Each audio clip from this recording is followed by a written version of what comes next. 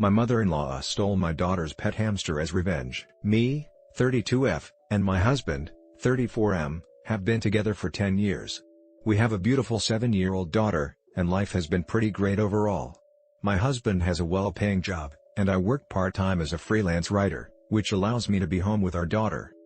My in-laws, however, have always been a source of stress and drama in our lives. My mother-in-law, 60F, is a narcissist who has always been extremely controlling and manipulative. She has never respected our boundaries and has constantly tried to interfere in our lives. One of the biggest issues we've had with my mother-in-law is her obsession with our daughter. She has always tried to undermine our parenting decisions and has constantly criticized the way we raise her. She has also been overly possessive and has tried to create a rift between our daughter and us. Despite our attempts to set boundaries, she has repeatedly crossed them. She has shown up unannounced, disregarded our rules, and has even tried to turn our daughter against us by spoiling her excessively and making us out to be the bad guys. A few months ago, things took a turn for the worse. My husband and I noticed that our daughter seemed more distant and withdrawn. She also started exhibiting some unusual behaviors, like hiding things and lying. At first, we thought it was just a phase, but then we discovered something that made our blood run cold. Our daughter had been secretly communicating with my mother-in-law through a hidden messaging app on her tablet. When we checked the messages, we were horrified to find that my mother-in-law had been manipulating our daughter and turning her against us. She had been filling her head with lies and distortions, telling her that we were too strict and that she should rebel against us. Worse still, she had been using our daughter to spy on us and gather information about our daily lives. It was clear that she had been grooming our daughter for some nefarious purpose. We immediately confronted our daughter, who broke down and confessed everything. She said that her grandmother had promised her gifts and special treats if she cooperated, and had threatened to stop loving her if she didn't. Needless to say, we were furious. We immediately cut off all contact with my mother-in-law and changed our daughter's devices and passwords. My husband then went to confront his mother. It was an explosive confrontation, with my mother-in-law denying everything at first, then turning it around and trying to blame us for driving a wedge between her and her granddaughter. She accused us of being controlling and overbearing, and claimed that she was just trying to protect our daughter from us. It was a classic narcissistic move, deflecting and gaslighting. Despite her denials, we had concrete evidence in the form of the messages. When we showed them to her, she couldn't deny it anymore. Instead, she flew into a rage, screaming and cursing at us, and accusing us of violating her privacy by reading her messages. It was a complete circus, and we ended up having to call the police to have her removed from our property. After that, my mother-in-law went on a smear campaign against us. She started spreading lies and rumors about us to our friends and family, painting us as the villains and herself as the victim. She claimed that we were abusive and controlling, and that she was just trying to rescue our daughter from us. It was a nightmare, and we had to spend a lot of time and energy setting the record straight and defending ourselves. Unfortunately, that wasn't the end of it. A few weeks later, we discovered that my mother-in-law had been stealing from us. She had somehow gotten access to our bank accounts and had been siphoning off small amounts of money over several months. When we confronted her about it, she admitted to it, but claimed that she was just borrowing the money and that she intended to pay it back. It was a blatant lie, and we knew it. We immediately closed our accounts and opened new ones, but the damage had been done. My mother-in-law had stolen thousands of dollars from us, and we were devastated. We filed a police report and considered pressing charges, but my husband was reluctant to do so because he didn't want to send his own mother to jail. It was a difficult decision, but we ultimately decided to just cut her out of our lives completely. Just when we thought things couldn't get any worse, they did. A few months later, we came home to find our house had been broken into and ransacked. At first, we thought it was a random burglary, but then we realized that our daughter's beloved pet hamster was missing from its cage. It didn't take us long to put two and two together. My mother-in-law had broken into our home and stolen our daughter's pet as a twisted form of revenge. This time, we had no choice but to involve the authorities. We filed a report for burglary and theft, and the police were able to trace the break-in back to my mother-in-law. She was arrested and charged with multiple felonies, including burglary, theft, and unlawful imprisonment, for taking the hamster. She was eventually convicted and sentenced to 2 years in prison. The legal battle took a huge toll on us, both emotionally and financially. We had to hire lawyers and take time off work to attend court dates and meetings. It was a long and drawn-out process, and it felt like it would never end. In the end, we were able to get a restraining order against my mother-in-law, prohibiting her from coming within a certain distance of us or our daughter. It was a small consolation, but at least we knew we would be safe from her for a while. The emotional aftermath of this whole ordeal has been even more difficult to deal with. Our daughter has been deeply traumatized by her grandmother's actions, and she has struggled with trust issues and anxiety. We've had to seek counseling for her, and for ourselves as well. It's been a long road to recovery, and there are still days when the pain and anger feel overwhelming. Through it all, though, we've remained committed to each other and to our family. We've learned the hard way that sometimes, you have to cut toxic people out of your life, no matter how difficult it may be. My mother-in-law may be family, but her actions have shown that she doesn't deserve to be a part of our lives. We're healing, one day at a time, and we're determined to move forward and create a happier, healthier life for ourselves and our daughter. Break story 2. Me, 32F, and my husband Derek, 35M, had been together for almost a decade when we decided to take the plunge and start a family. We were both excited and nervous, but overall, we felt ready for this next chapter in our lives. Derek's family, however, was a different story. His parents, Karen, 58F, and Richard, 60M, were incredibly controlling and manipulative. From the moment we shared our happy news with them, they made it clear that they expected to be heavily involved in every aspect of our child's life. Karen, in particular, was a nightmare. She was a textbook narcissist who believed that she knew what was best for everyone, and she was not afraid to stomp all over our boundaries to get her way. Richard, on the other hand, was more of a passive enabler, rarely standing up to his wife's outrageous demands. Despite our best efforts to set clear boundaries, Karen and Richard constantly overstepped. They would show up unannounced at our house, criticize our parenting choices, and even try to undermine our decisions in front of our son, Jacob, 3M. It was a constant battle, and it took a toll on our mental health and our marriage. We tried talking to them, setting firmer boundaries, and even seeking family counseling, but nothing seemed to work. Karen was relentless in her pursuit of control over our lives. One particularly egregious incident occurred when Jacob was just a year old. Karen had been pestering us for weeks about letting her take him on a special trip for his first birthday.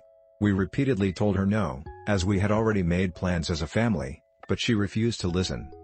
On the morning of Jacob's birthday, we woke up to find a note from Karen saying that she had taken him on a surprise trip and would be back the next day. We were absolutely beside ourselves with worry and anger. After a frantic search of our house and neighborhood, we called the police to report Jacob missing. It was one of the most terrifying experiences of our lives, not knowing where our child was or if he was safe.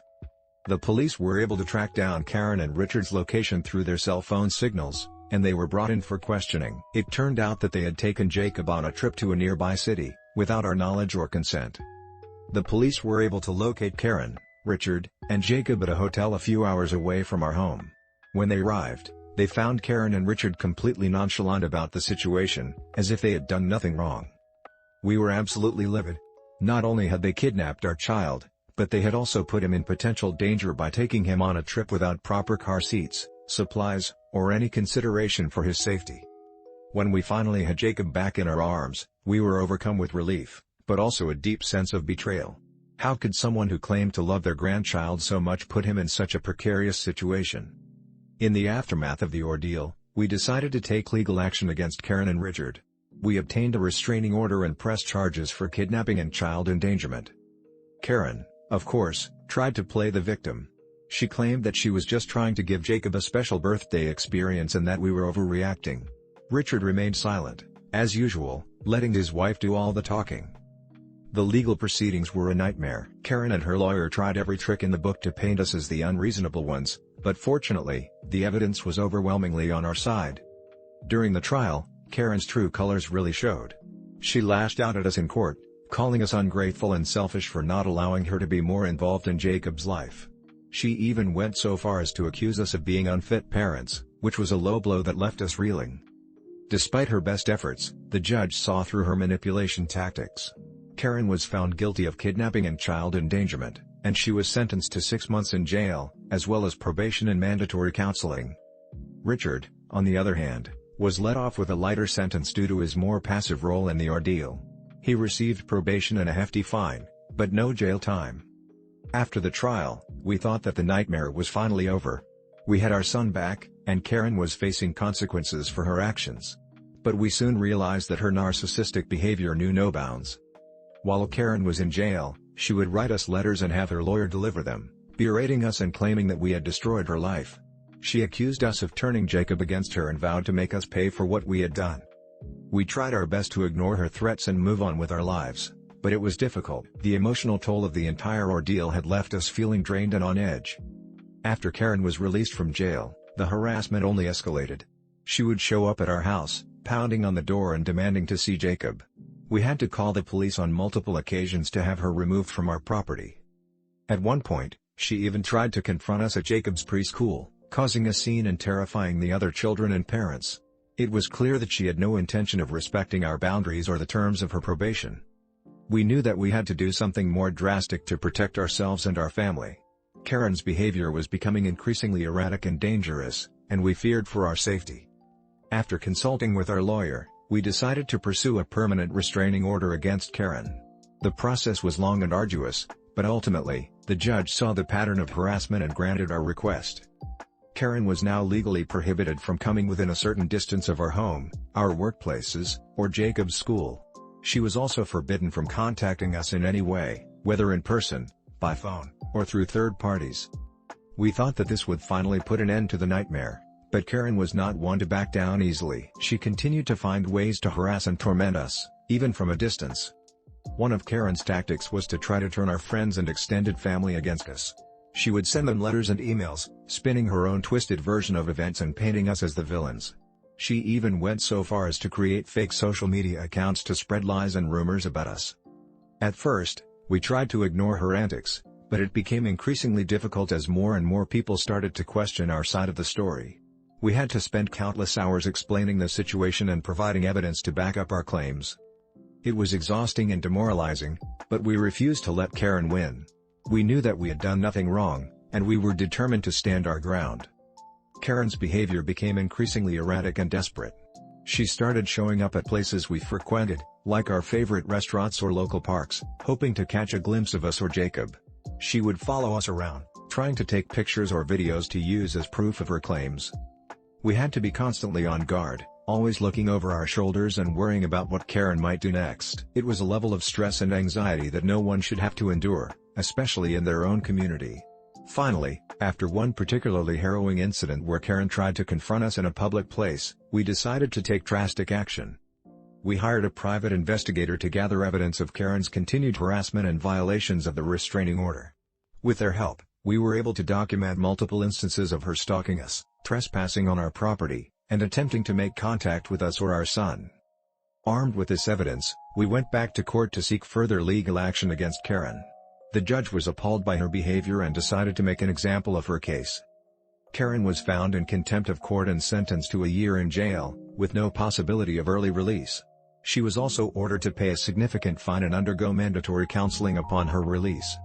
With Karen behind bars and a strict no-contact order in place, we finally felt like we could breathe a sigh of relief.